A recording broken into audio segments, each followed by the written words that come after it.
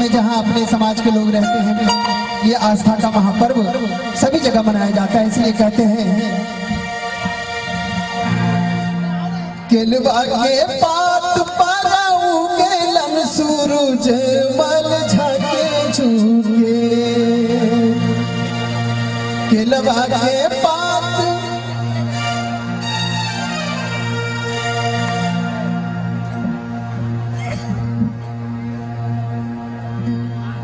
केलवा के पात पाराऊ केलन सूरज मल झाके झुके। ओ करेली छठ बरतिया से झाके झुके। करेली छठ बरतिया से झाके झुके। केलवा के पात पाराऊ केलन सूरज देव झाके झुके। केलवा के पात पाराऊ केलन सूरज देव झाके झुके। से करेली छठ बरतिया से झाके झुके। से करेली छठ बरतिया से झाके झुके। हम तो से पूछी बरतिया में बरतिया से झाके झुके। हम तो से पूछी बरतिया में बरतिया से तेरा लागे। हे करेली छठ बरतिया से झाके झुके। हे करेली छठ बरतिया से झाके झुके। ताली बजाते हुए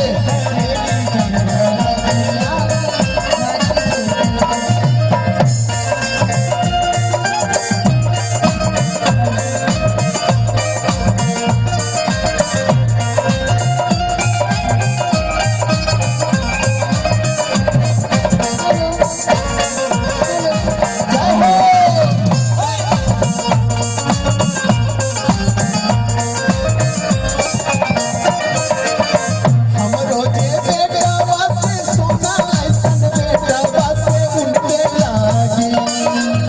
हमरो जे बेटवा से सोना ऐसन बेटवा से उनके लागी।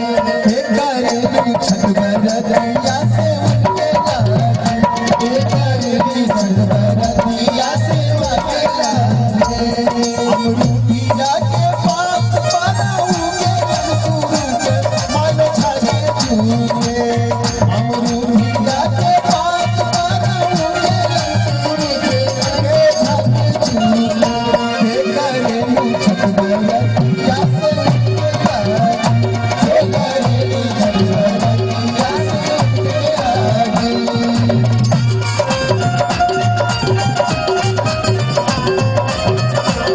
हे करेली छठ बरतिया से उनके लागी।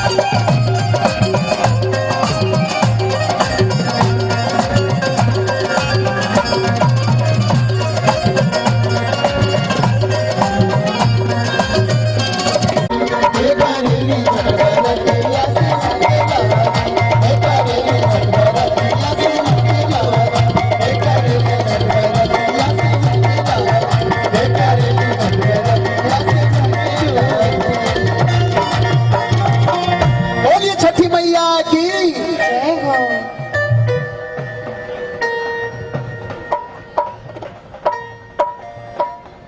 बोलो छठी मैया की जय हो। छठी मैया की जय हो। भारत माता की जय हो। बहुत ही सौभाग्य की बात है कि हमारे बीच बिहार सांस्कृतिक परिषद के द्वारा आयोजित भव्य लोक आस्था का महापर्व छठ पूजा में हमारे बीच महाप्रबंधक टीसीबी, हम सब के मार्गदर्शक और हमारे संरक्षक परम आदरणीय हमारे झा साहब रविंद्र कुमार झा जी पधारे। आपका बहुत बहुत अभिनंदन है सर। एक बार जोरदार करताल ध्वनियों से झा साहब का स्वागत करें, अभिनंदन करें। मैं अनुरोध करना चाहता हूं हमारे बीच अविनाश चंद्रा जी, अध्यक्ष बिहार सांस्कृतिक परिषद से, पुष्पगुच्छ से परम आदरणीय झा साहब का स्वागत करें, अभिनंदन करें। और हम सब कार्यकर्ताओं बहुत बहुत स्वागत है सर। और साल श्रीफल से भी साहब का स्वागत करें।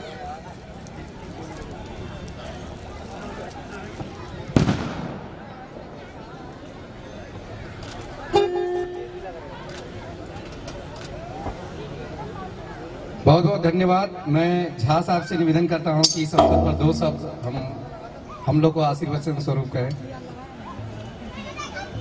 आज का दिन पूरे भारतवर्ष और खास करके पूर्वांचल के लिए बहुत बड़ा दिन है और हम लोग साल भर छठ महापर्व के लिए प्रतीक्षारत रहते हैं।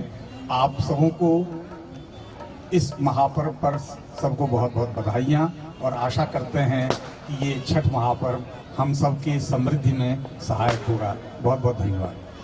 बहुत बहुत धन्यवाद सर, आपका बहुत बहुत आभार। आप व्यस्तम समय से हमारे बीच पधारे हैं और आप अपने परिवार में के बीच में आकर आपके इस प्रांगण में आने से परिषद के सभी कार्यकर्ता गौरवान्वित हैं। आपको बहुत बहुत धन्यवाद, आभार। बोलो छठ मैया की।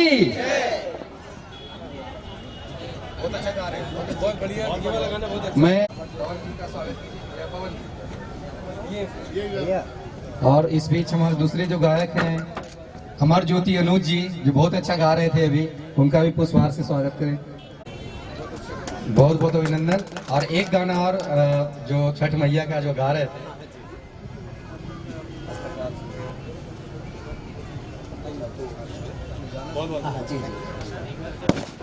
पहिले हम गई छठ मैया पर तोहार, छठ मैया पर तोहार, छठ मैया पर तोहार। करी हाँ क्षमा छठ मैया, भूल चुक गलती हमार, भूल चुक गलती हमार, भूल चुक गलती हमार। करी हाँ क्षमा छठी मैया।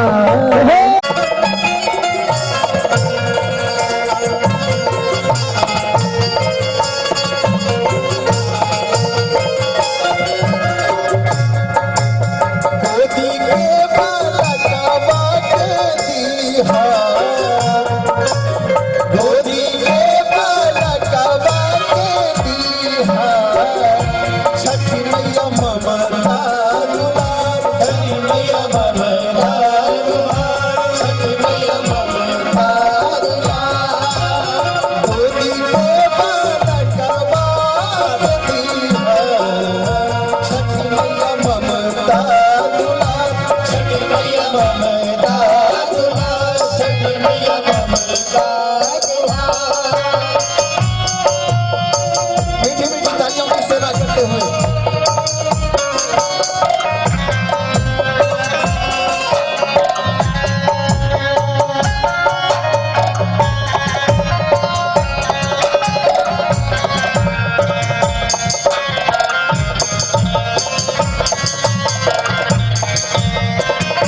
पिया के सानहिया बनैहा,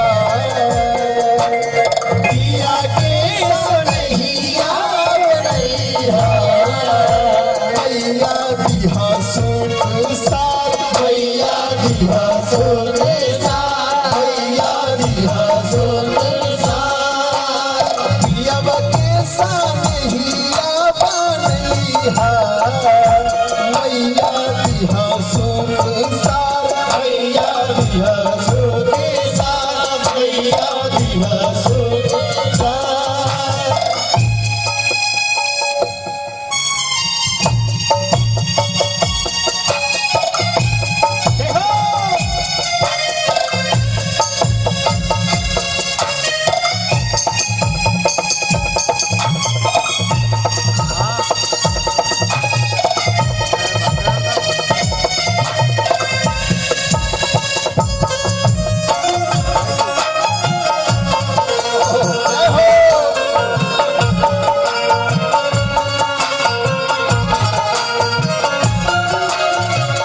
और इसी भाव में अपने ये आस्था का महापर्व सब छठ व्रती अपने घर में करती है और सारा फल लाती है, सारा पकवान बनाती है। और जब सुबह का अर्घ का बेरा होता है उस समय 4 बजे से ही आ जाती है छठ घाट पर और किस भाव से कहती है,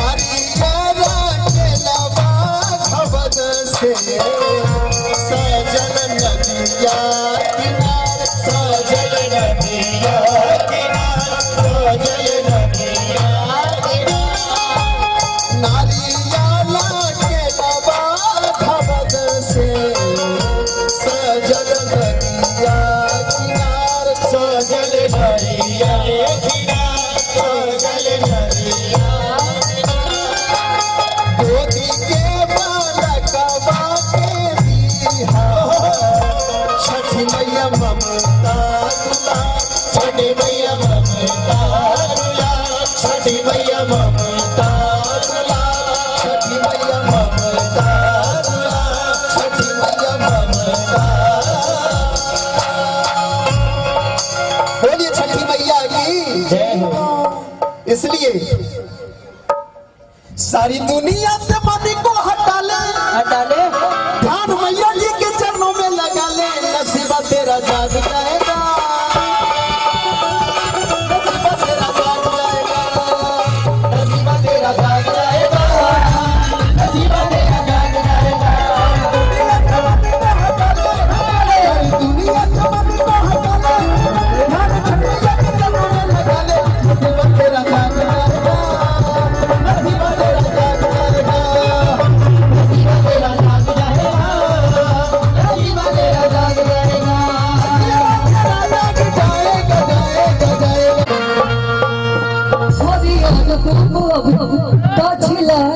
लगल गंगा जी के घाट चारों पाए लगल हो सगर होता वे पूजा अर्चन छठी मैया के हो आगमन